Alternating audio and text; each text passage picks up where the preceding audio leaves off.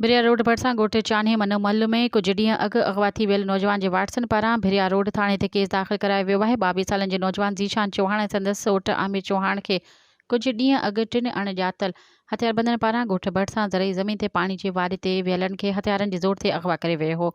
हथियारबंद आमिर चौहान खे वण सां ॿधी छॾे ॾिनो ऐं ज़ीशान चौहान खे अगवा करे विया हुआ। इन सिलसिले में नौजवान जे सौट आमिर चौहान जे फ़रियाद ते 3 नामालूम हथियारबंदनि ते अगवा जो केस दाख़िल कयो वियो आहे।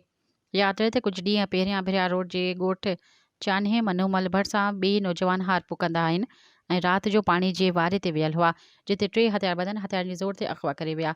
जे बाद कुछ पंध ते नौजवान आमिर चौहान खे वण सां ॿधी छॾे विया। ज़ीशान चौहान खे पाण सां गॾु अगवा करे विया हुआ, जेको ॿिए ॾींहं ते ख़ैरपुर ज़िले जे इलाइक़े नारो खेवारी थाणे जे हद में मुखविन जी रणी ते इलाइक़े वासियुनि पहुचण ते मुखवी ज़ीशान मलक खे छॾे फ़रार थी विया।